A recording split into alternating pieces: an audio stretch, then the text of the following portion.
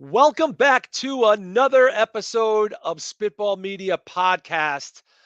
It's a heavy night, but we're going to get through it together. It's a rough 24 hours if you're a pro wrestling fan, but we've got tons of things to cover. But obviously, we will get to the elephant in the room. Rough night, Shah. Rough 24 hours, isn't it, Shaheen? Yeah, man. I mean, for wrestling fans all across the world, Jesus. I mean, not to make this about me, but I mean, it's literally two of my favorites. My current favorite and my all-time favorite, so it's kind of rough. Yeah, and not even the sight of B Show in a tank top could lighten the mood here. Quite frankly, can make it bring some levity. Yeah, and it's strange because we've had these situations where people pass like within close proximity, but considering the magnitude and the legacy Funk had, and then Bray Wyatt's been one of the most beloved characters, acts, whatever, in the past 10 years.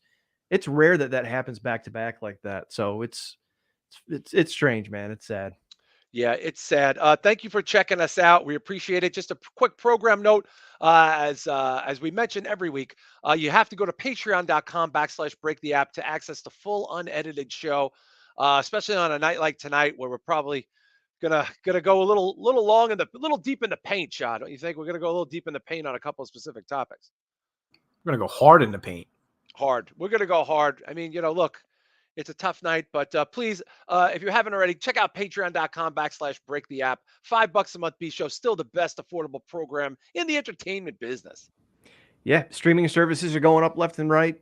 Inflation's still, on the way up. It's better than it was, but I mean, here we are, $5 a month, whole back catalog, some unheard episodes that never made the air, and every week the Patreon gets a little bit more than people just showing up on YouTube, and also a bonus show or two every month. So Yeah, there's a lot yeah. there.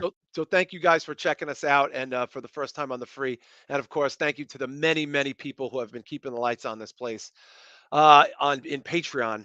As we've now transitioned over to a full media podcast, and in the spirit of entertainment world media, we have to cover some wrestling news. First and foremost, yesterday we got some terrible news that just the icon of icons to so many people, just an inspiration for decades upon decades and decades and decades. Terry Funk passed away at the age of 79. He was in poor health the last few years. He had stopped doing appearances and things like that due to his health. Shaheen, what year was the year you were supposed to do an appearance with him? It was 2020. What a rough Or year. 2021, maybe? Either 20 or 21. But it was during the COVID time. Yeah, rough time. Because, obviously he was not in the best health back then either. There was a lot of scares. And we had gotten in contact to do a Terry Funk and Abdul the Butcher signing. We wanted to get both of them in the same, because like those were like my two, like I don't ever really mark out for wrestlers, but like them two being in the building at the same time, I was like, dude, this is my tape trading Oh days. my God, yeah, Jesus This Christ. I hunted down every fucking match these guys like had, And unfortunately, I mean, both of them at their age, Abby didn't really want to travel because of the COVID thing. Yeah. And he wanted to do a private signing, and we wanted to bring him in for ICW, which is, Danny DeMonto's company now. So that was originally the case with that. And then we were going to bring in Terry Funk and the Headhunters, which were from IWA Japan. So we we're going to do like a IWA Japan FMW reunion almost with Funk and Headhunters and stuff. And I think Leatherface was going to be there too. Oh, wow. So it was going to be pretty fucking crazy, The CrossFit one or the No. CrossFit Leatherface? Oh. No, the Corporal. The one from the H&M catalog? Actually, no, it wasn't Kirshner. I'm wrong. We were gonna get the other one. What's his name? Doug Gilbert was the one we were getting. We were getting Doug Gilbert because Doug Gilbert a Gilbert? Yeah, he's Eddie Gilbert's brother. Yes, he was a referee, wasn't he? Did a lot of time in Memphis. He was a wrestler. No, he was a wrestler in Memphis. He wrestled. Was their dad Tommy? Who's Tommy Gilbert? Tommy Gilbert was another one, but type in Doug Gilbert. Pull him up real quick. Yeah, I should know who Doug Gilbert is. Yeah, he had like a you know him. Yeah, I definitely know him for sure. Oh yeah, I know him. Yeah. He played Leatherface in Japan. So just to be authentic. How many Leatherfaces were there? So there was Kirshner, which was the original one in Japan, and then Doug Gilbert played him, and then also others on the indies. But the two official ones were really Doug and Kirshner. And Gunnar Hansen, of course. Of course. Now, I thought there was another guy. I'm trying to remember his Yeah, I name. think there is There's another like guy. Patterson or something. Oh, Charlie, also Chainsaw Charlie is another one now. Chainsaw Yeah. Charlie is Funk. B-Show, your Terry Funk vibe there. I mean, obviously, that who didn't love Terry Funk? Well, real quick before you get to B Show, I was just gonna say, so the Terry Funk thing actually never happened with us, per se, because his daughter wasn't comfortable with him traveling on the airplane due to his health conditions. So I did do an original print, and they had it flown out to Terry Funk. They actually went to Terry Funk's house in Texas in Amarillo, and they did a signing on Facebook Live. Wow. And then I think he did some stuff for High Spots too after that had some of my prints. So I've had bunch of prints signed by Terry Funk. How many do you have in your possession? None. Actually. Oh, I didn't know you were going to say that. Oh, Yeah, I'm Wow, so that's sorry. depressing, dude. Yeah, Oh, none. Marquise Johns is joining us. What's up, Marquise Johns? None, which actually makes me sad because that was like my favorite, man. I don't know why I don't have it. Wow. Yeah, I'm sucks, surprised. I did not expect you to say none. I'm just telling you. It does suck, man, because I work with like, I don't know, I'd say like a solid, like probably like 40 like legend Hall of Famer type of wrestlers. And I don't think I have many of them. I sold most of what was given to me. So I never really kept a copy for myself, which is kind of idiotic. Because now when these guys fall left and right, I'm like, shit, I work with that guy. It would have been cool to keep like one for myself for my basement or something, as like a man cave piece. But yeah, you live and you learn. I mean, the Briscoes, I have a bunch of stuff signed by them, and I never wanted to sell it because I just felt kind of shitty afterwards. Oh, but I have probably like 30 things left still by the Briscoes. And oh gosh, yeah. Wow. B-Show, obviously, I'm sure you're a Funk guy. I mean, I don't know anybody who isn't, but yeah, man. First introduction to Terry Funk, I think I tweeted about it. I was a huge Mick Foley kid. He's probably, not for nothing, probably one of my top 3 of all time, maybe my favorite wrestler of all time. Foley? Yeah. Yeah. I mean, Foley was amazing. Yeah, very identifiable. Just that he was that dude. Even as a kid, you realize like he's not supposed to be the star, but he just works so hard and he gives everything to get where he is. So I was really into Foley, and then when Terry Funk came in, I had seen some of his stuff from WCW early on from like a compilation tape I had of Halloween Havocs. So I was kind of familiar with him, but then I saw that, and then I went back and watched the old stuff from ECW. Oh yeah.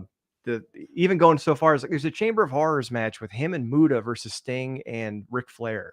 Oh yeah, that's a good one. Yeah, it's like Halloween Havoc 89 or 90. Is it 80? Is it 90? Is it like, I thought it was I think earlier. It's 89. Yeah. Is it? Yeah, it was one of the first pay-per-views they did, I think, after Turner bought the company. Okay. I hated that cage because it was like so like I hated those cages, man, back then. Yeah, but I loved the theme match. It was like it was very like on the money, like on the nose, know.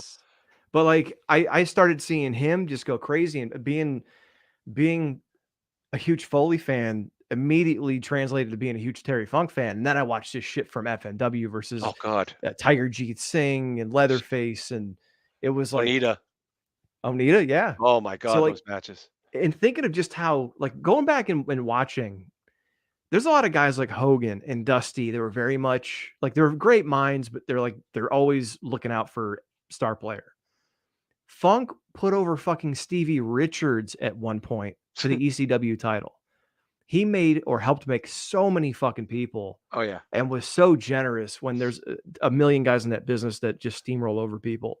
So for more than just enjoying his work as a professional, and seeing him come out at One Night Stand 06 against Edge and Foley and the fire and the barbed wire and shit, it just was so great, man. Chainsaw Charlie.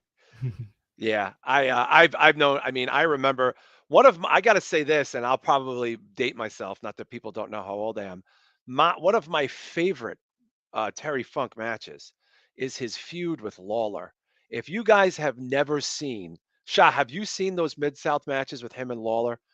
They were the Memphis matches. I mean, he did that back and forth for years. But that feud. They actually did one a couple years ago. I don't know if you remember or not. I vaguely remember. Yeah, Lawler they did. Funk did an empty arena match, which was the take. I remember Lance. I forget his name. Do you guys the Mid-South guy? He was such a brilliant commentator. Lance Russell. Lance Russell, and like to make it more kayfabe, Terry Funk is in the empty arena. This is it, and Lance Russell goes into his pocket and starts lighting a cigarette because he thinks Jerry Lawler's not going to show up. And folks like, where is he? Where is he? And it was just and out of Lawler comes out of fucking nowhere in this empty arena, and they're killing each other.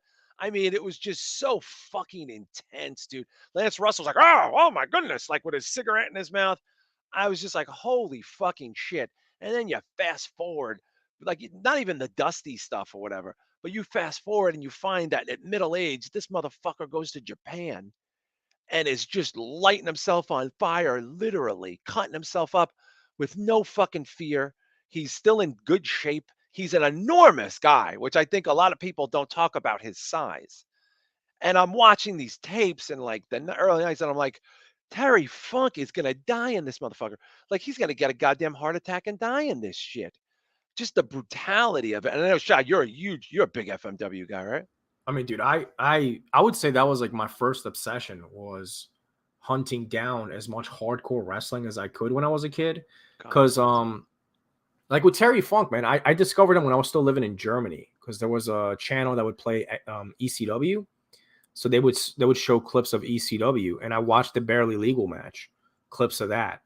And I was like, who the fuck is this old guy? You know, and I don't know, man. There was something about the striped pants. They always stood out to me. He stood out. I don't know. He had the image where I was intrigued. I was already sold. And then when I moved to the States, I discovered, you know, ECW full blown. I was like, oh God, this guy was like legendary. And then I discovered his stuff at NWA. And then I went on to the Japan stuff, which, I mean, I really obsessed over IWA and FMW. Like that was my teenage years. I still have all my tapes. You know? I have a bunch. I got FMW posters from Japan. I mean, I got fucking things like actually from Japan, you know? Yeah. But Terry Funk, man, I mean, that guy, I think there's no one like Terry. And I've said this even on the show. I literally said on the show probably like a year ago that I would dread this day where Terry Funk died. I remember saying that because he's like my favorite. And I don't think there's anybody that was like Terry. No one ever in wrestling adapted to the times like Terry Funk. Terry Funk was an old school fucking wrestler that saw that hardcore wrestling and this grunge era and all this shit in ECW. He didn't need to relate to it, but he understood that this is the future. This is the now. It's not this old grappling wrestling bullshit from the 70s. And that's not what these kids are into now. Right. And he adapted. When he went to Japan, he adapted to the explosion matches and all that. Terry Funk doesn't get enough credit, man, but that man is like the god of wrestling to me. We know people say like Ric Flair and all. Dude, I'm not the biggest Ric Flair. This was my guy. You know what I mean? Like, I don't look at Hulk Hogan and Flair and Rock. This fucking guy was the god of wrestling to me. Wow. You know? Wow. All around. Good wrestler, good character, could talk. Believable. And he was a believable, and he was a super nice. He wasn't a scumbag. You know, like Bisho said, he put over more people than anybody in this business. He put over he went to XPW and put people over. Yeah. He was doing that on the indies. He was doing Selfless. doing that to fucking Homicide in Ring of Honor. I mean, this guy went around and literally just helped everybody out. Yeah. And like, if you even remember in the wrestling, what was the name of that movie, Bisho? The movie in the 90s that Beyond the Mat. Beyond the Mat. You know, even the dude who may be on the mat, like made Terry, like Terry had his retirement match, and like Bret Hart as the sitting champion was like, yeah, I'll put you over. Like, you know what I mean? Like, you know, one of my favorite cards too, dude. That fucking show was all over. Sabu versus Mankind. I remember those commercials from the ECW TV. Yeah, they would have like the Headhunters and Jake Roberts were teaming against fucking Hayabusa and Hakushi and somebody else. Everybody was allowed to work with each other. Yeah, it was. Oh my, that card was a fucking banger, dude. Yeah. I've never seen the whole card. I've just seen clips of it.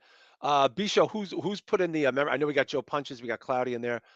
Who's put some stuff in there for Terry Funk in the chat? I see Joe Punches says, oh, he had the forever speech playing yesterday.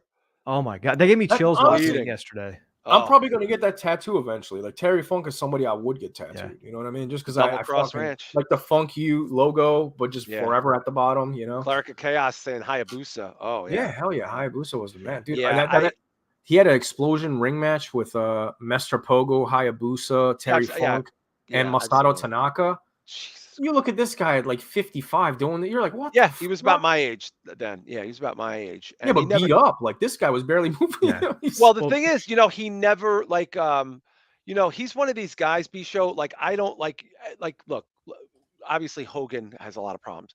Ric Flair, Brett, Goldberg, you name it. You know, some people say some shit about Undertaker or whatever.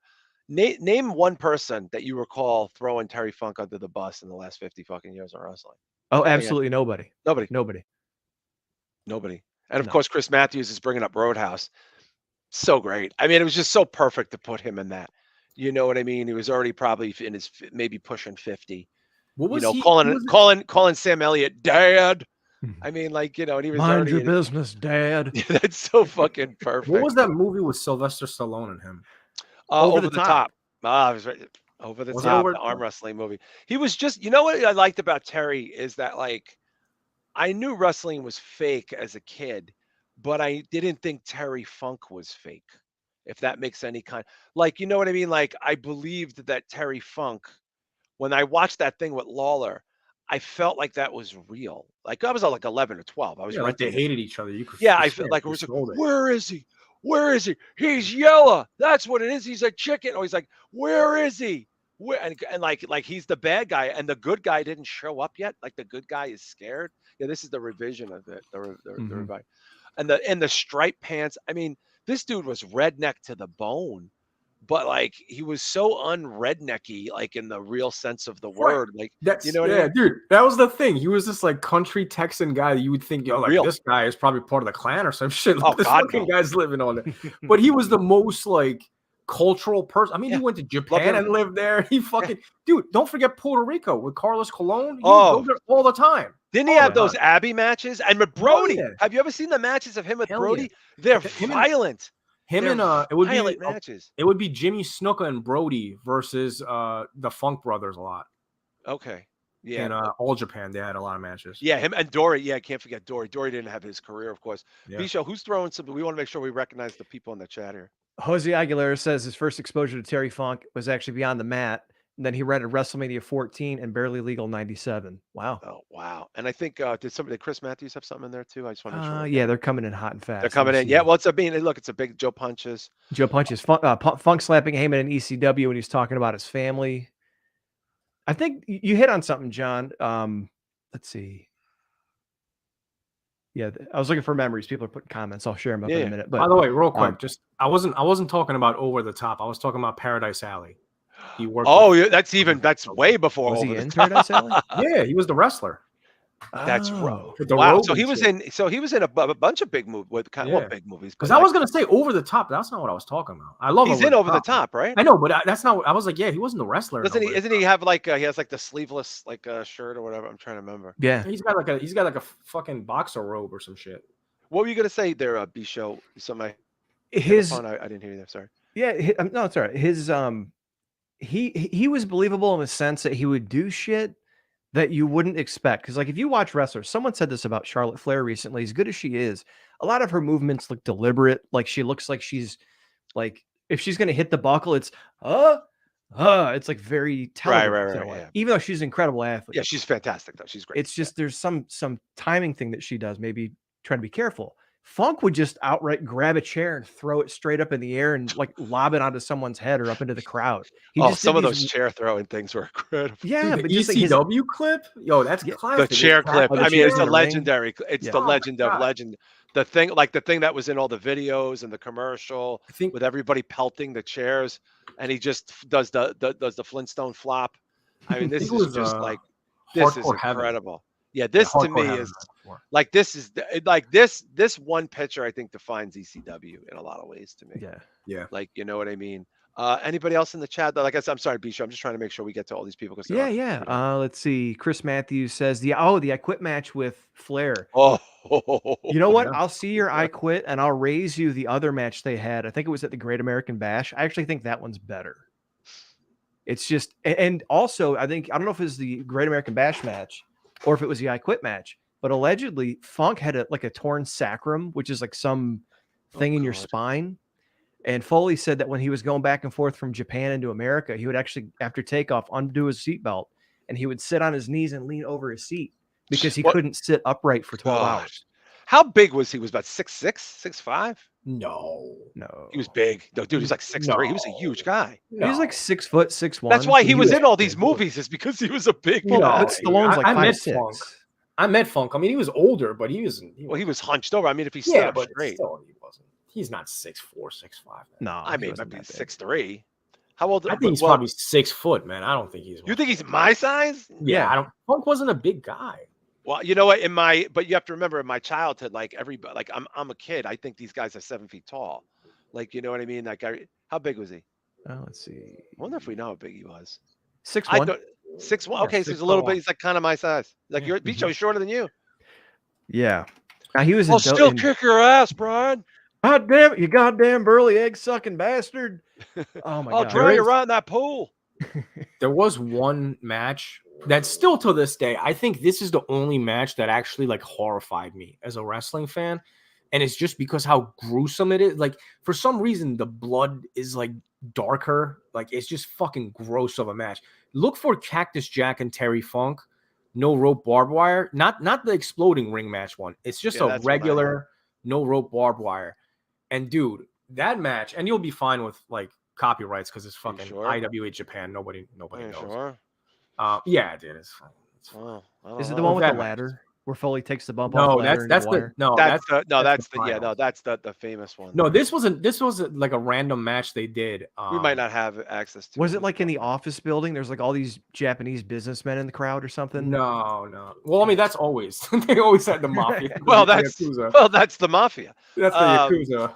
That's the Yakuza, or as we know it here affectionately, the mafia. Let me see. Can I get into the comments there? I just want to make sure we're keeping up with some of these comments because people are really coming in here. Yeah. Let's see. Here we go. We got Jocelyn Rodriguez is in there. We got, of course, JT, Red Eyed Villain. Oh, it's Dick Rude. Dick Rude. Ravishing Dick Rude. Hey. Yeah, of course. My good friend there, Cleric of Chaos. Joe Punch is saying, John, your brother Kevin commented as a Funk versus Bruiser match that someone shared on Twitter. Yeah, it looks brutal. If you've never seen it, they're punching the fucking piss out of each other. I mean, they're punching the goddamn shit out of each other. Shout out to Dick Rude, of course. Dusty sucks eggs, Cleric of Chaos. Yeah, we will be talking about Bray Wyatt in a little bit. Yeah, of course. Dick. Yeah, and of course we got Kit. Shout out to Kit in there. Old man Terry selling the barbed wire by trembling. Yeah, remember when he was faking the seizures from the barbed wire, Shaw? Yeah, man. Yeah, that looks pretty real. He sold everything, dude. Here, I'm gonna send you a link. Look up this match real quick. Yeah, this is the one that I'm talking about. Yeah, and everybody loved this guy. It was just like nobody disliked him. It was just the strangest thing. Like he was beloved. It wasn't even like they liked him. It was like, and the fact that this guy in his 50s started gigging and blowing himself up and learned at a moonsault. I mean, like he was traveling to the other side of the country. I'll never forget. He had a match in IWA Japan where they had buckets of like fucking gas. They had like buckets of gasoline and they lit it on fire, and Funk would just like kick it around and just almost like set the whole fucking place. I think I've seen that. I might have that on VHS. This is the match I'm talking about. That's a flaming chair. That's a flaming chair. This match right here, man. I mean, if you watch the full thing, dude, they bleed so much, and the whole ring is just like wiped with blood. It's in a high school gym in Japan, huh? Yeah, this was like one of my favorite matches. Look at this shit. Look at this motherfucking shit. Yeah, he was like in his 50s here. Yeah. Yeah. Those tables were not soft, man. Those tables. No, they weren't pre-cut either. Those chairs. Oh, there's the flaming branding iron. Oh, the branding iron. How could we forget about the fucking double cross branding iron? I remember this. Look at this. Look at this. Fucking. I just like the imagery in this, man. Dude, if you showed this to a normie, like honestly, people are gonna be like, "This is fake." Like, why would anybody? Blood. His face is literally black. Yeah, it looks like he's deep. Yeah, it's look at that. Cut too deep. I remember when I was a kid, and my dad was always familiar with like WWF style, wrestling as a kid. And he started watching wrestling with me sometimes. And one time I was watching one of these matches with Funk and Foley, and he's like, "What the fuck are you watching?" Yeah. It was one of those things. I mean, like when I had the old, when I was doing the Tony Stark band, I had all these VHSs and I would lend them to the guys. None of them watch wrestling, and they just couldn't fucking believe it. And you know what, Jocelyn, we still can't believe it either. I mean, Terry Funk was a guy that you thought would, if there was a wrestler that was going to live to be 105, it would probably have been Terry Funk. Like honestly, but he had a great life. His wife had died not that long ago, and him and his wife were together, I think, for over 40 years or something like that. But it was really. I'm sorry. No, I'm saying, was there anybody else like Terry Funk that actually traveled to every company? Like no, dude, he did NWA, he did Puerto Rico, WCW, WWF. Foley. I mean, Foley. No, traveled Foley. No, but I'm saying Foley was somebody like that. Like, he was. I mean, look at Foley. Yeah, because he Foley. didn't wrestle like Power Udi. We talked about that last week in Africa. He wrestled in Africa, Terry Funk. Foley, I'm saying. Foley, yeah, that's what I'm saying. Foley had a Yeah. pretty similar trajectory there. You can't ignore it. I mean, from Japan, there wasn't a lot. Shaz, there wasn't a lot of Americans in Japan in the 90s like that. It was like you went there, like guys like Steve Williams went there because he couldn't pass drug tests. Stan Hansen went there because he kind of aged out. No, I'm serious. I mean, Stan Hansen aged out of the business, but he still wanted to work and he was still believable. Terry Gordy, another guy with a lot of fucking problems, was doing well over there. Bam, I don't think was Bam big over there. Bam was Yeah. big over there. Yeah, This is what I'm Bill, saying. Vader. Yeah, that's Yeah, what Vader. him and Vader both noticed. Yeah, The I mean, Vader Bulldog. clearly was on some gack. I mean, like, that's who went there. That was not Terry. Terry was Yeah. not one of those guys. You had to be They monsters. legitimately loved him though. They treated that man like a king up there, man. Oh God, yeah. I can only They imagine loved the respect he's gonna No, get. what I meant more so was like throughout the decades, he never stopped going to the newer companies, whether it was Ring of Honor, XP. Like he fucking adapted to. He wanted to help every company that came around. You know, I'll go anywhere. Yeah, he would. And territory wise, dude, nobody traveled like that. I mean, this guy did tours of Japan like nobody else, and on top of that, did Puerto Rico, and in between did WWF. ECW, WCW, and all the indies that were coming up. You name an indie in the Northeast, he was there in the fucking late 90s and early 2000s. Yeah, and I bet you if he was healthier, he would have showed up at places, like at the GCW. Hell yeah, GCW for sure. Yeah. Or whatchamacallit out in Queens there. You know what I'm talking about, Shaw. Red's place. Well, that is HOG, House of Glory. House of Glory. I could easily see him walking into a House of Glory ring, like, cutting a promo. Yeah, he was great. I mean, we're all bummed out, but like Chris Matthews said, he was a very giving man, as we've established. There's gonna be nobody like him. I'll be very curious to see this weekend with the big pay-per-view, obviously in London. How if anybody does a tribute, anybody maybe puts on the striped pants or something like that. I'm sure there's a lot of guys there, who want to pay tribute to that guy for sure. Did you see Punk did at the end of Collision, the taping last night? No, I didn't know it taped last night. Yeah, they had a taping, I think, yesterday for. Because they're going to be in London, of course. It taped last night. Yeah. And Sting and Darby were leaving, and Punk went and got a sign from the crowd that said "Terry Funk Forever." It's hard to hear what he was saying because it was a cell phone video from high up, but he pretty much was like, "We're only here because of him. There's a small part of him in every one of us. We're thankful Sting's still around." It was actually a nice change from some of his. And don't forget, obviously we're going to get to what's happened a few hours ago in a second, but WWE, like we'll have to, acknowledge this, but I'm taking a deep breath for this next phase, guys. Bray Wyatt, Windham, Rotunda, dead at 35. This is shocking. I mean, it's just fucking shocking. I don't even think it's been 2 hours since we found out. It kind of hit almost like a rumor, and then it was confirmed. I don't know, Shah. Go ahead. Yeah, I mean, it's weird, man, because like I said in the beginning of the show, Funk was my all-time favorite, and if I had to say one favorite now, was Bray, because he reminded me of the 90s wrestling that like I fell in love. It was characters. Nowadays, sure, they still have characters, but like guys like Batista and Randy Orton, those weren't characters to me. Those were just like muscle-bound fucking, model-looking dudes that were on steroids that could wrestle well. Like with frat boy tribal tattoos. Yeah, that didn't impress me. Like I wasn't into it for that. Again, it goes hand in hand with horror. Like I like character. That's why I loved wrestling. Like you look at Great Muta, Undertaker, all these dudes scared the shit out of me when I was a kid. And then here comes the Fiend out of nowhere, and you guys know I like cults and all that. So that cult aspect, I'm sure. I can only imagine. Over the top. I was like, holy shit, this is like the coolest fucking thing in 2 decades. You know what I mean? Like, and then of course they dropped the ball and it didn't turn out to be what we all wanted. But at the end of the day, though, I got to give him a lot of credit for bringing my interest back to wrestling. You know what I mean? Yeah. And again, another guy that, I think did a signing with High Spots. that signed a bunch of my shit that I don't have a single Oh, copy of. you're kidding. Jesus Yeah, Christ. it's Ah, rough. It's You're bad, but you killing me, need a man. manager. You yeah. need a manager. He, So his art piece that I did though was literally one of my favorites. I put because he, I like him a lot, so I put an extra effort for that one. But yeah, yeah, man, it's fucking unbelievable. He's my age, bro. He's 36. yeah. You know, B show. I mean, what did we say? Dude, I remember 2013, I think it was. Punk was winding down. Daniel Bryan was getting hot.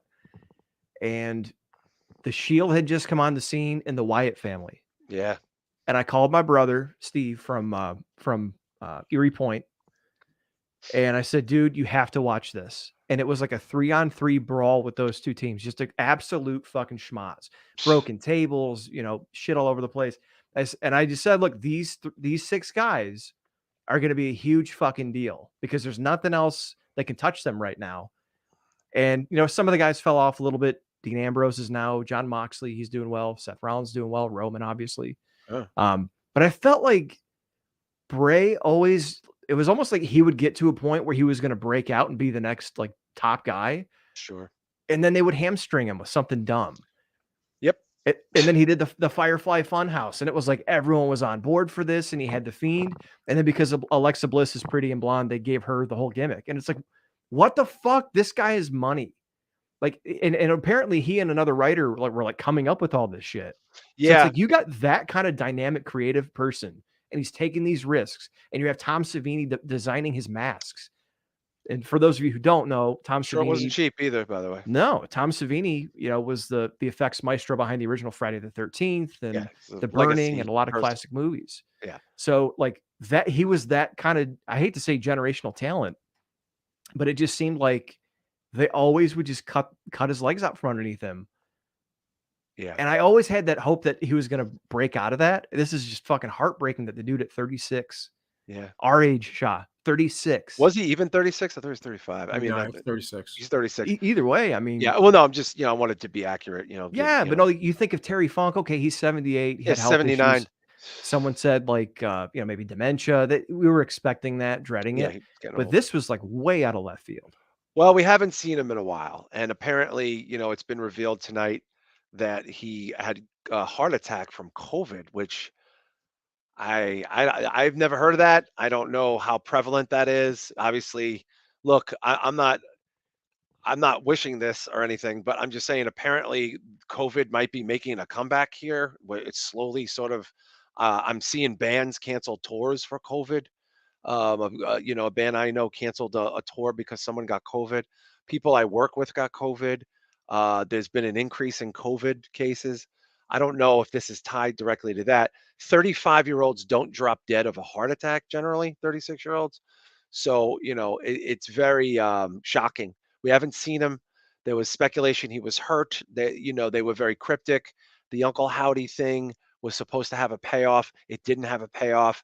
I think the problem with Bray, and I want to get, if everybody, I know there's a lot of people, chiming in, but I think the problem with Bray is that Bray was the victim of bad booking. I think when Bray was hot, they didn't pull a trigger. They left him as a mid-card hot tweener. They pushed other people above him. By the time they gave him the belt with the Randy thing, it seemed very lame. He jobbed all the time. Like everybody was beating him. And then of course they broke the family up. They made Eric Rowan a good guy with Cena, which was a weird thing. And then they made Brody Lee. I forget his name now. Isn't that terrible? What was Brody Lee's name in WWE show? Harper. Luke Harper. Luke Harper. Then he was the bad guy, but then Rowan was the good guy. But then Bray had no family. But then Bray was with Randy. It was just like I just feel like they was super inconsistent with it, honestly. I think that match with Randy at Mania a few years ago was bad. I didn't think the Taker match was that good. Like I just felt like they never really pulled the trigger on this guy. They wanted to, the fans wanted it, but something was holding that dude back. I think it could have been Vince, it could have been Triple H. I don't know. Could it have been whoever was booking at the time? Do you ever feel that way, Shah? Like, why didn't they, when he was the cult leader, they didn't make him the champ? When he was white hot, they kept him in the mid card. And Like, did you ever feel like? Didn't you feel like they could have done so much more with this guy? Yeah, that was the case with WWE for a long time, where I never understood their business decisions, because wrestling, like as hard of a business as people say it is, at the end of the day, you have your consumers and viewers in attendance reacting to you live, telling, like, literally they're shouting what they want at you. So it shouldn't be that hard to figure out what the fuck they want, you know? Yet they just wouldn't listen to the fan. I don't understand it. I'll probably never understand why they made a lot of decisions. But it had to be something, some kind of, I don't know, some kind of like resentment. He must have, I don't know, he must have rubbed somebody the wrong way, because it just didn't make sense. I mean, you could have printed fucking money with this guy if you handled it correctly. Oh, for sure. They didn't. And you know, it's worth mentioning, you know, he's obviously Barry Windham's nephew. Well, he's Mike Rotunda's son, you know. Yeah. And the families are so close. They're intertwined with each other. They named their children after each other. And of course his brother Bo Dallas. I don't know his real name, but yeah. I mean, this is rough. I mean, B, don't you think it's more the victim? It wasn't him. It was the booking. Like, they just wouldn't let him be the guy. Yeah, I can see, because I've heard Joe Numbers from Wrestling Soup. Shout out to them. I've heard him talk before about the certain way that Bray would work. It's maybe he was too self-indulgent. He wanted to do too much stuff, and it overexposed him. But I agree with you. Like, he was never. It's that WWE WWF thing. He's not the guy, so we're just going to shelve him, and we're going to, let's feed him to Rollins. What? Yeah, and then, everybody else too, for that matter. Yeah, and then it's like, well, and then we'll heat him up and make him a killer, and then Goldberg's going to beat him in 5 seconds. That was just, oh god. It's like, why? Okay, and then it's all right, guys, though, but we can put him up against Undertaker after the Brock loss, and he'll get the rub. It's like, no. Like, there was like a 5-year period where they had all these hot young prospects coming up, and at WrestleMania or the big shows, they would invite all these older dudes from yesteryear back for a smile and a wave to hit their special move and make all these guys look like just another guy on the card. Yeah. And Bray Wyatt was one of them. I mean, they gave him a lot of different stuff to do, and every time he did it, he knocked it out of the park. Well, I mean, to play devil's advocate, I don't know what you guys think, but he was given a lot. Let's be diplomatic here. He was given a lot. He was given a lot of airtime. He was on they gave him gimmicks. They gave him a funhouse. They gave him a talk show. They gave him Alexa. They gave him this. Like, he was given quite a bit. And the fans, at least the fans in the audience, I can't say I was entertained by it every time, because that would be a fucking out and out lie. But when you watched him on the screen in the audience, the people there gave a shit. They were into it, right, Shot? Whether it was the cult stuff, whether it was the Satan stuff, whether it was the Uncle Howdy stuff, the Fiend stuff, the pops for that shit were legit. They weren't bullshit. Yeah, for sure. Especially in the beginning, before they had dropped the ball like multiple times. Because I think by the end with the Fiend stuff, a lot of people kind of doubted that he would get that kind of push, myself included.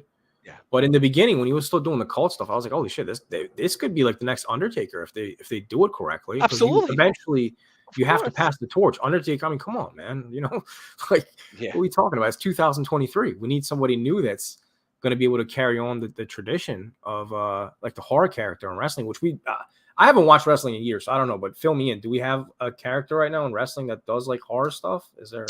Yes, Orange Cassidy. He's Is there anybody at all though? Like any psychopathic? No, Abaddon.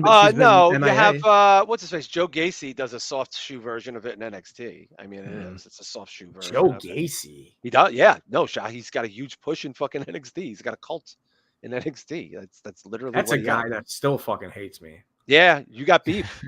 They got beef.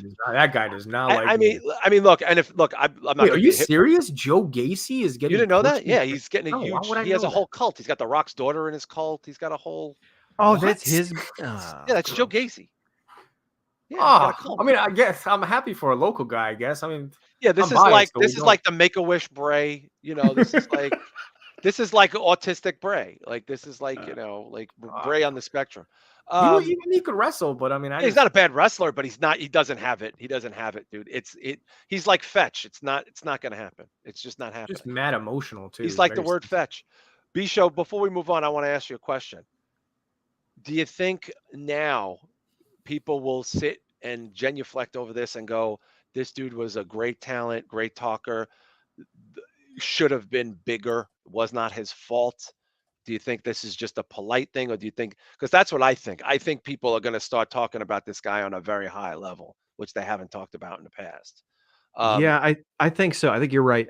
Whether and here's the thing, devil's advocate, whether it's right or not, Yeah. he's going to get glorified, and Oh he yeah. deserves it for everything he did and for all the success he had. He deserves it. Yeah, he does. The last run, someone mentioned it. I wish I could see who it was. It might have been Chris Matthews. It might have been. I'll find it later. But the last run, he came out when he returned after that huge pop, and he said, Oh "This my is God, Windham Rotunda just talking to you." that was I amazing. almost That feel was like pretty great. that was a chance for him to break out. And if he pushed for going back to the Uncle Howdy thing, maybe that was a misstep. Right. But he had such just a righteous connection with everybody at the time that it just fizzled out. They did that goofy Mountain Dew, raspberry Oh. pie match or whatever. So hopefully all that stuff will get Strawberry kind of- quick match. I'm cuckoo for Cocoa Puffs. I had to do it. I've been doing it for 5-7 years, whatever. It's magically delicious, man. Yeah, and we're not dissing the guy. I'm crushed. This fucking crushed me. Yeah. I was. Me and my brother-in-law were like, you can't be fucking serious. You just can't be. This can't be fucking happening. Johnny 71 Bravo says they're going to give him his flowers now that he's gone. I believe so.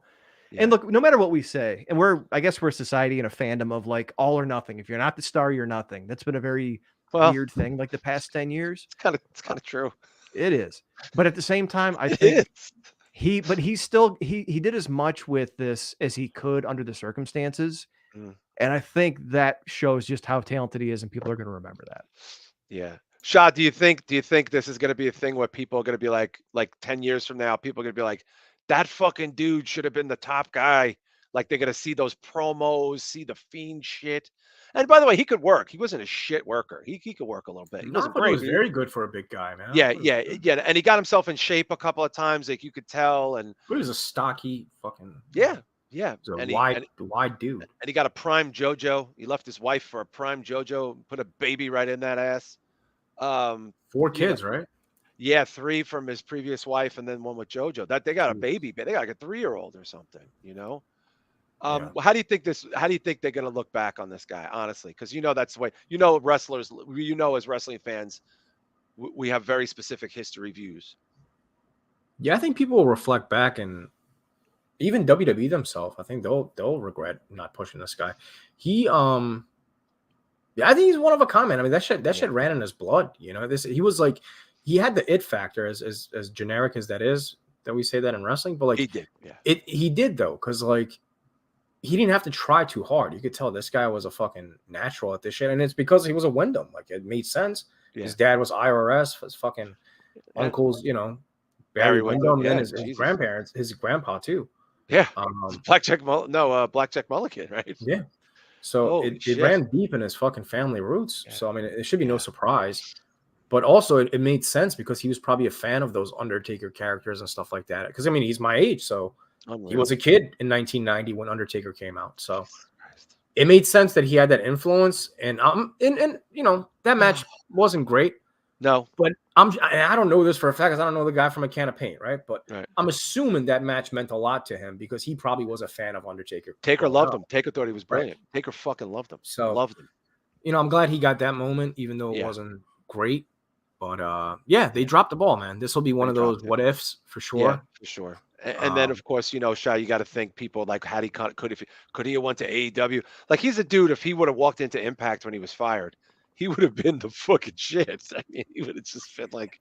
Can you name the last person that we lost this young that was this like hot, this big of a star? Not in the modern era. I don't know if anybody in the chat, like Kit, any of these dudes, can you guys think? I can't remember the last time. I mean, anybody white hot, Jay Briscoe, stuff like that. But I mean, like Briscoe, full-time. yeah. I mean, Jay, that's but I'm talking about like WWE Hall of Fame status type of guys. Wow, Kit is saying in the chat, he kind of is like Cody, he knocked it out of the park with all of his different gimmicks.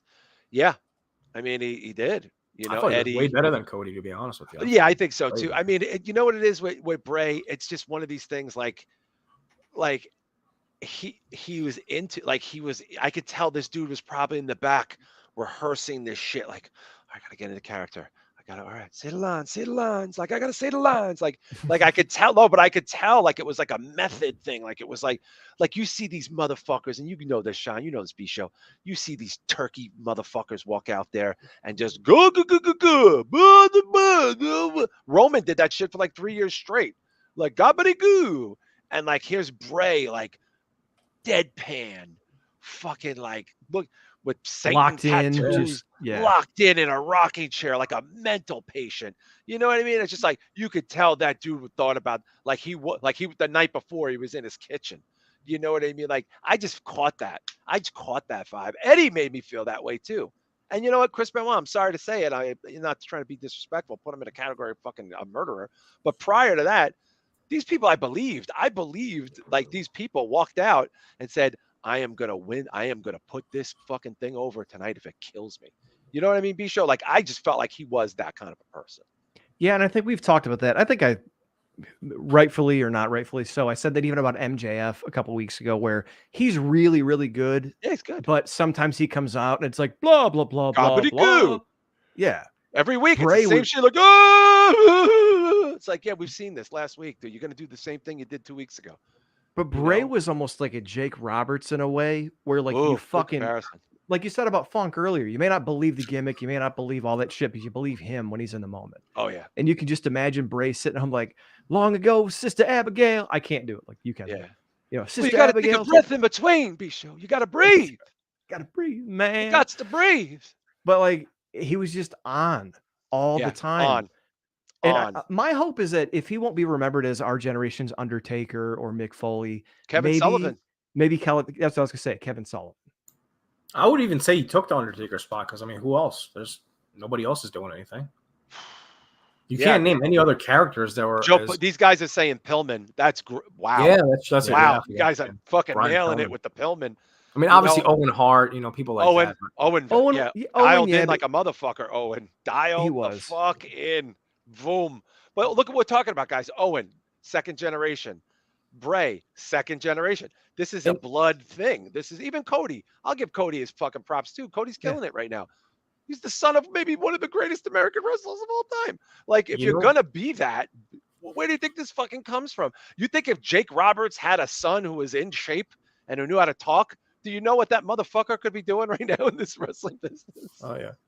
You know who else? He wasn't young, but also shocked me to this space, I guess, like Ultimate Warrior, because we saw him the night before. And seeing him pass away the next day, just kind of fucking, that was a shocker, man. Eerie well, and a couple people in the chat were saying that like he thinks he knew that night that he wasn't going to last long, which is why he came out and cut that haunting promo about Warriors fade away. Yeah. And someone asked in the chat, it might have been Joe Punches or Cleric, do you think Bray knew what kind of shape he was in when he came back that last time and cut a promo as himself? We never heard about this heart attack thing. I mean, listen, I don't know. Look, I don't know. I'm just being a fucking adult here. 36-year-old men that are professional athletes drop dead of a heart attack, usually for very specific reasons, and I don't think any of them might apply to Bray. Now, that being said, this COVID shit, apparently it's making a comeback. There's a lot of people sick again. It's very low key. It's not going to get the same kind of attention, hopefully, that it got last time. Maybe he was, this could have been COVID related. I don't know. It's very early. It's very fucking early. This is also the wrestling business. Yeah. Let's remember that too, that this is also the wrestling business. At the end of the day, this is a shock. We are all in fucking abject shock. I have never seen, like people on the internet are losing their shit. This is just losing their shit because this is so out of fucking left field. Terry Funk died yesterday. You know what I mean? It's just, and it's like Bray Wyatt just dead out of fucking nowhere. No one's seen him all year. Speculation he was hurt, speculation he was fired, speculation he was quit. It was a year ago he did that Extreme Rules comeback thing and everybody fucking came in their pants. They gave him the new music and the Uncle Howdy. And now he's dead. The guy's dead. It's just fucking, it's outrageous. But look, Chaos is making a point. I don't necessarily think it's wrong what he's saying. We don't necessarily know. This is what we're being told. Is it important right now? I don't know. Not really. You know what I mean? Like if it was something else, if it was something more tragic, but we've seen this in wrestling countless times.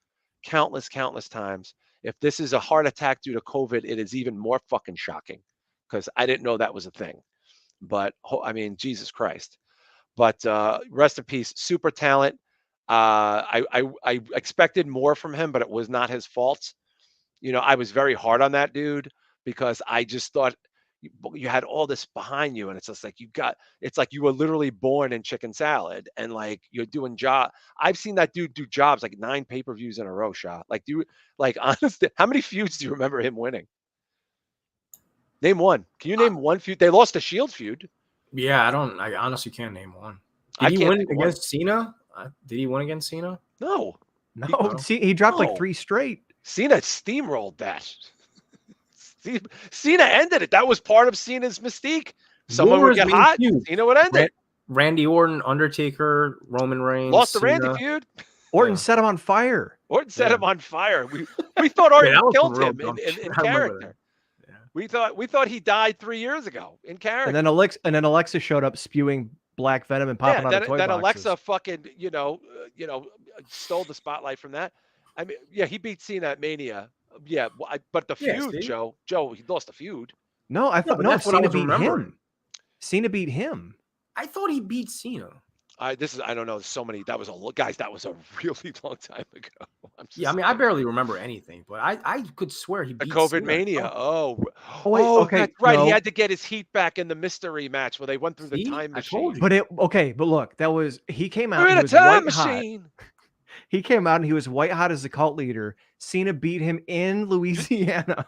Oh, which was you're going back 8 years, like 7, 8 years ago. But that's what I'm saying. Not COVID. He dropped like 3 straight when he was super hot, and then finally, when John Cena was already out of the business, he came back and did some fucking he beat balding Cena. He didn't beat fucking white hot Cena. I don't know which Cena. I just remembered he beat Cena at some point, and it wasn't the one with less hair. It was like a long, trippy psychedelic pre-tape. Yeah, that was all, guys, and that was what a dog shit thing this was. This was dog shit. Yeah, I remember. Yeah, I didn't hate this. I thought this was more entertaining than half the other shit that I saw. This was COVID Mania. I mean, yeah, I liked this actually. I remember this. I didn't like it because Cena kept going ruthless aggression with a fucking hairpiece on. It was like wrestling on mushrooms. It was like, I could see your bald spot from here. Yeah, I remember this shit, bro. Yeah. This talented. Weird. Look, Bray's a talented guy. He was a talented guy. Cinematic wrestling, that was a thing for like a month.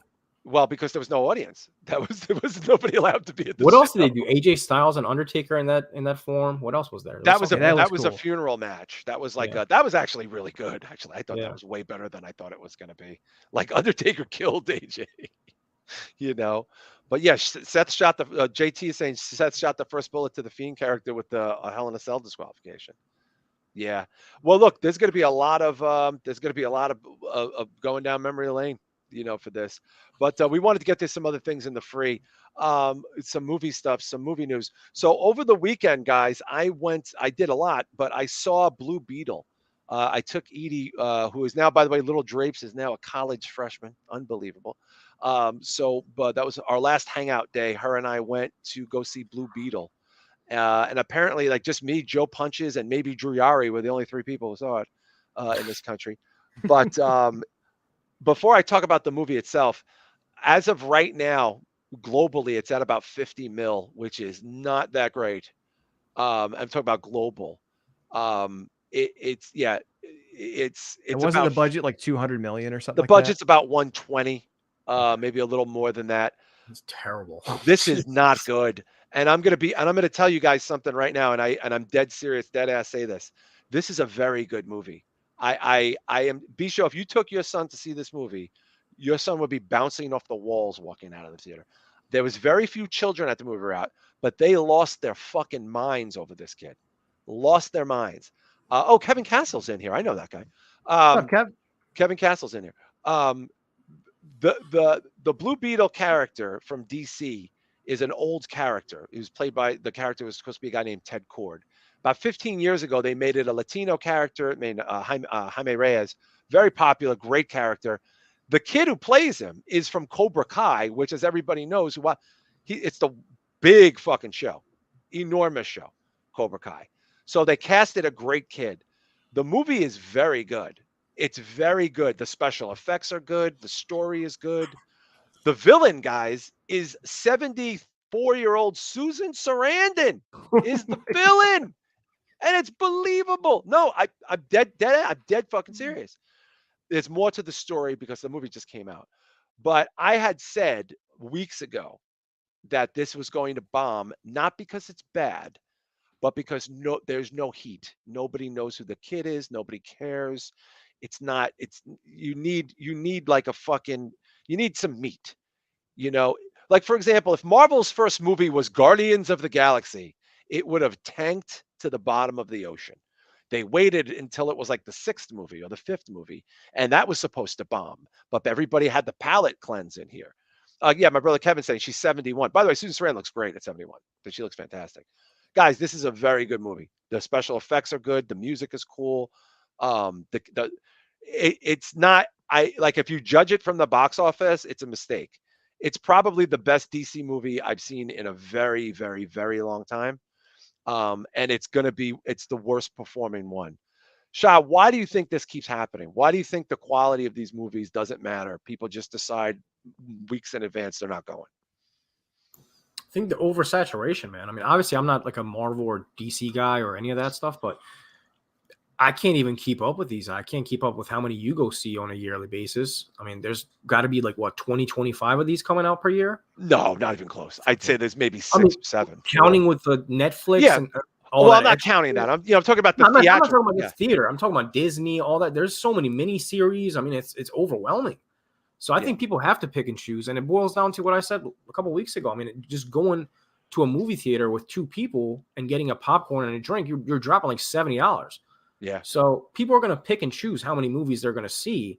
And if there's 20 of these coming out a year, like, I don't know, man, people are going to have to eventually bow out. And it's not my thing, but anything that's good, man, too much of it is eventually going to be a bad thing and eventually just kind of bore you to death.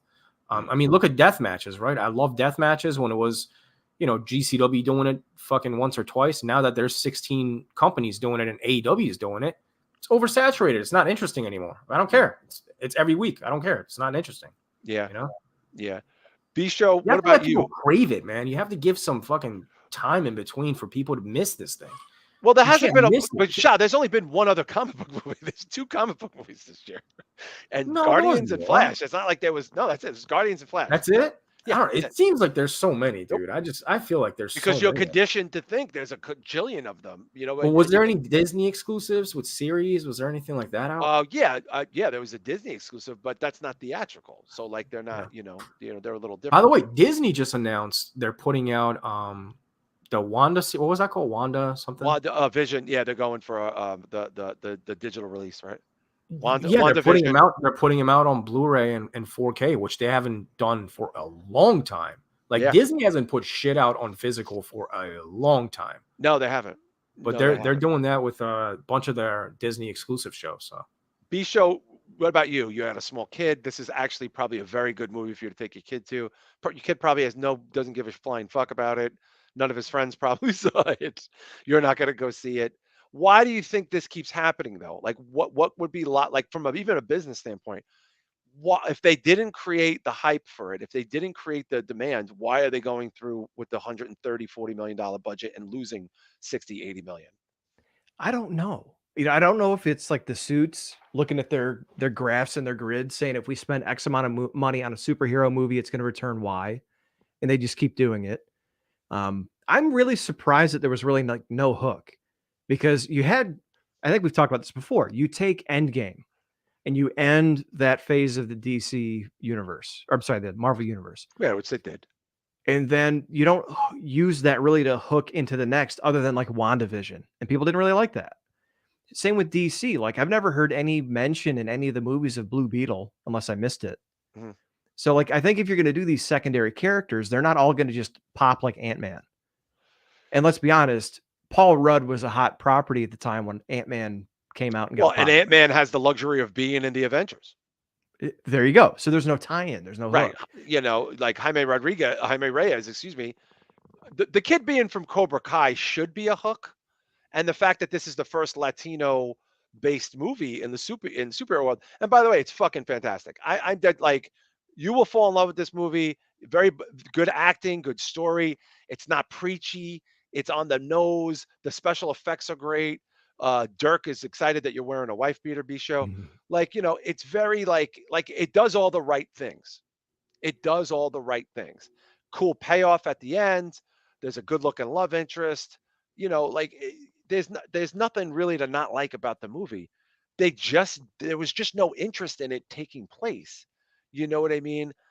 There just was no interest in it. Like, and I feel like they should have established this new universe with James Gunn at the helm, scraped everything, and that if you would have put this out in 3 years and they had a couple of successes under James Gunn at the top of the, this would have been great. People be like, "Oh, good, another hit for DC." Instead, it's the third box office bomb. Black Adam, Flash, Blue Beetle. By the way, 3 characters that are not very famous. The Flash is famous. No one knew who the fuck Black Adam was. The Rock couldn't make money. This performed worse than any of those movies, including the Suicide Squad, like the Suicide Squad movies or whatever. This was the worst performing movie. And I have to say, it might be one of the better overall films. I really, really believe that. And I think when people see it, whether they get there was a rumor, by the way, Shaw, that they already had a digital release date for September 18th, but apparently that was a lie. That was people fucking with the movie. I mean, let me ask you guys a question, and then we'll move on to something else before we go to the Patreon. Shad, do you think the climate now is people want these movies to fail because of the oversaturation? I mean, I would fit into that category as a Marvel and superhero hater.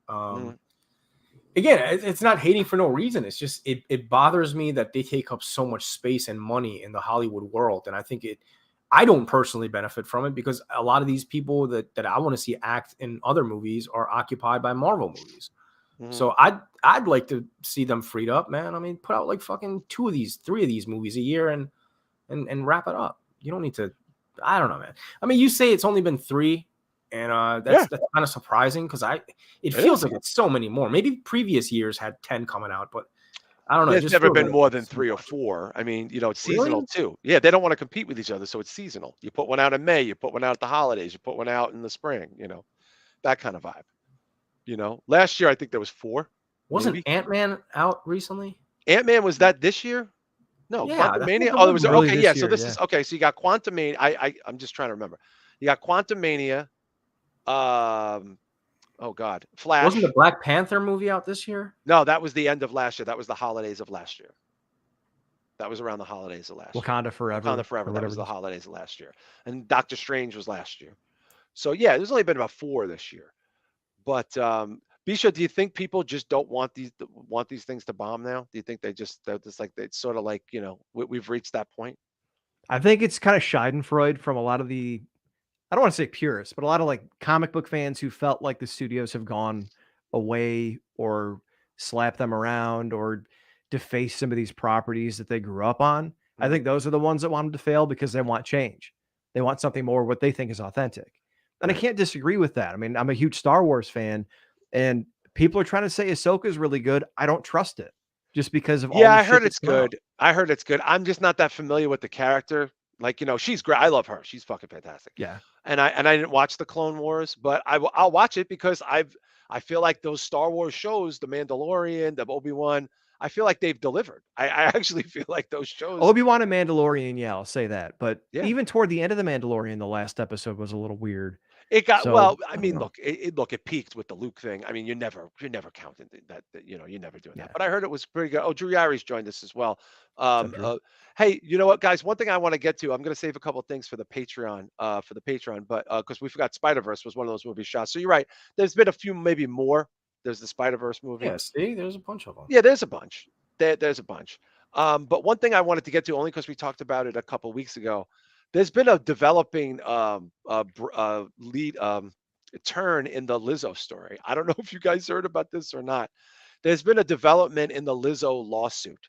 So I guess a few weeks back, it was announced that Lizzo's backup dancers were suing Lizzo for some inappropriate shit. It got a lot of bad press. The dildo parties. What was it? The banana in the asshole? What was it, Sean? There was a banana in a ball sack. I don't even remember. I think it was eating bananas out of vaginas. Bananas out of vagina. Bananas at in a strip vagina. club, at a Right. strip club in fucking Europe or something. Now, bananas Great in combination, vaginas was my AOL screen name back in the day. I don't know if you guys knew that or not. Yeah, she made them, forced them to go to a strip club A bunch of dancers got upset. They said it would mess with their Christian values. Now, look, there's obviously something to this story. And it's going to court. Now, here's the new development, guys. I don't know if you heard, but this just happened in the last 48 hours. Two different things. There's been two addendums to this lawsuit. The first is when Lizzo did a documentary for, I guess, maybe Hulu or Showtime about like body shaming, she illegally taped some of these people who were talking and did not know they were going to be on camera. And Lizzo had to pay out a bunch of money after the fact because when it got released, they said we weren't the 14 dancers who appeared in the documentary have settled the dispute over payments. So they basically, when they were talking about body shaming and their bodies, they didn't know this was going in a movie. And then the movie comes out, like the documentary, and they sued her and she had to pay 14 people. So that's sort of an interesting twist. But now here's where it gets even more bizarre. The next day, another story comes out that the same dancers who are suing Lizzo, who said they were forced to go to the strip club against their wishes, apparently returned without Lizzo to the same strip club to take pictures at the strip club and hang out at the strip club without Lizzo. So, I mean, B, this is a weird story. Now, look, there's a very big difference between your boss making you go do something and go somewhere and you going independently. You know what I'm saying? The subordinate. But you got to admit, this story is, there's obviously something to this. But the fact that now she's countersuing on the basis that these people, not only did they return to the strip club, they took pictures and everything. They're hanging out there. That the only reason they returned was because she made them go in the first place. B-Show, your thoughts. You're shaking your head. Oh, You know, there is a difference between going to a strip club and having fun and eating vagina bananas. vagina I banana. mean, there is. So there's that. But no, you're right. That is suspicious as shit. It's like, oh God, it's against our values and blah blah blah. And then they go back and take pictures like it's Disneyland. That's something doesn't compute. It's a little weird. It's a little weird. I mean, Shah, what do you think? Do you think this kills their case now? Because they said they were forced to eat bananas out of vaginas, which, by the way, bananas and pajamas was originally called bananas and vaginas. But then the network said, hey, we can't show this to children. What if we take the vaginas and make them pajamas? And that's how that came about. But go ahead, Shah. What do you think? Do you think this lawsuit's now going to fall apart? Yeah, absolutely. They should take some accountability. You can't, if you're talking about your Christian values, no one can force you to go to a strip club if you're uncomfortable with that. It's just not going to happen. If you're actually that Christian, you're not going to the strip club, bro. No. And chances are you're probably not a backup dancer for Lizzo. Like I don't buy it at all. I think they're fishing out for some money, and they shot themselves in the foot by taking selfies at a fucking strip club that they're going to sue later on. Don't you guys think it's weird that in Discovery, the lawyer who took on the case, don't you think one of the first questions after they told them the story to have been like, hey, by any chance, a month later, you didn't go back to the strip club, did you? To hang out. It's like, so, do you have a habit of visiting strip clubs? That would have been like an easy question. Yeah, I just feel like in Discovery, this is the kind of thing that comes up. It's like if I worked for a dude and he forced me to go out and made me do cocaine, and then I try to file a lawsuit against the company, and then a month later the dealer goes, "Hey, a month later I sold coke to that guy without his boss." Like, you know what I mean? Well, even then you could get away with that actually, because you could just say that I grew an addiction because of this guy and sue him even more. Maybe that's going to be their thing. They're going to be like, look, I love Jesus and eating before Lizzo made me go. Now I just love strip clubs so much that if I don't get addicted to strip clubs. Yeah, I'm addicted to bananas and strip clubs. Well, maybe they're allergic to bananas and they were fine with everything else, but they had some sort of anaphylactic reaction. Yeah, maybe the fruit is actually the villain here in this story. If it was a pomegranate, I mean, that'd be tough, logistically to do. But by the way, Cleric of Chaos, Digital Lizard's in there, and of course I've got Helljack Rocks, the gaming jobber. But somebody mentioned something about strip club buffet. Yeah, I've eaten at a strip club buffet. You have? That's wild, dude. Yeah, what the fuck? The 90s was a wild time, yo. That sounds wild, bro. I ate. We ate at the strip club. Glad to have you here still after that, sir. That sounds. We ate at the strip club.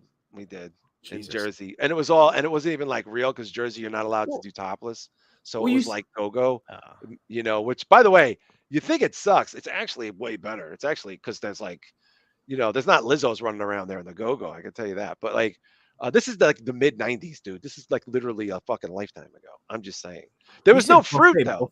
buffet makes it so much worse, you know. The buffet sort of makes you realize how terrible this is. Well, yeah, it's because you can eat at a strip club. Like that's fine if you order some wings at a Like, bar.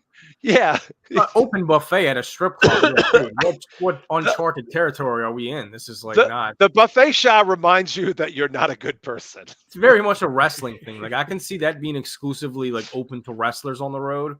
No one else should like go there. That's Yeah, not. That I should was appeal not to no one I was else. not But doing well. I was not doing well really, that sounds emotionally. fucking wild. I was doing some very ill shit because I had a lot of money and free time. That's the type of. Uh, That's the type of. That sounds like a setting for like the movie Green Room, like the beginning. You know, it's like a setup for one of those type of things. You go to a Yeah, it would strip be like club. if Green Room had sushi, like Yeah, what I mean, like there in you the go. Green Room for the, you know. But we're gonna head over to Patreon. We got a bunch of stuff we want to get to. So if you haven't already, please consider checking out going to patreon.com/break the app. Most of the people in the chat here are a part of that Patreon. We're just gonna get to some quickie plugs. We're going to plug Deathmatch Outlaws, the Drew Yari Show, Cassette Classics 86 on YouTube, the Den on the Thundercast, Don Tony, the Necromaniacs podcast, the Inhuman Experience podcast, of course, Mojo and Dirk's Most Dastardly Show. We also have our good friends at Gardner the Old Guy Metalcast, funkbetty.com. You got to go to funkbetty.com. Fall's coming. Probably going to have a nice fall line coming up pretty soon at funkbetty.com. MJW Games. And of course, Cherry Jesus on YouTube and his band Kaiser. He's a one-man show there. He's going to be putting his album out very soon. So we're going to encourage you to pick that up. A good buddy Sam at the Red River Podcast. Oh, it's the Drew Yari Experience now. Oh, thank you for correcting me there, Drew. And of course, our good friend Sam Hoyos is always putting out the hits. The Bio Geeks, that's Fatty316. Who doesn't love him? The High Mox Podcast, the Midnight Mass Creature Cast, the Weekly Detour with Anthony Alston and Teddy. And we got the Guns and Geeks Podcast. Shaw, you got anything to plug on the old Planet Mondo? Not on my channel, but I had the episode come out on Mid Level Media, which was the 55th episode, I think, of World's Biggest Collector. So I was on there as a guest. It's almost at like 2,000 views now. So go run that up. Go check that out. But yeah, he had an interview with me about collecting and all that good stuff. But other than that, nothing on my channel. You can follow me on Instagram though, at planet.mondo if you need some art commissions. I see a couple people in here that actually got commissioned. I mean, Drew Yari's got stuff done for me, Dirk, Yeah. and also Cleric. I think Clark has got some stuff? Yeah, I think I did some stuff for Cleric a couple years ago. So Hey man, if you got any I good don't know. Drews, if you got any good Bray Wyatt stuff, I'm sure you might be getting help from Terry or some Bray. You know what I mean? Oh look, Yeah, I don't look know at what that look at that They Live, people. This is the kind of shit you could be buying right now off fucking Shaw. Like let's not even kid ourselves. You know what I mean? Yeah. And of course, who doesn't love Fatty 316? Yeah, and Cleric just released an album. We got a shout out to Cleric of Chaos.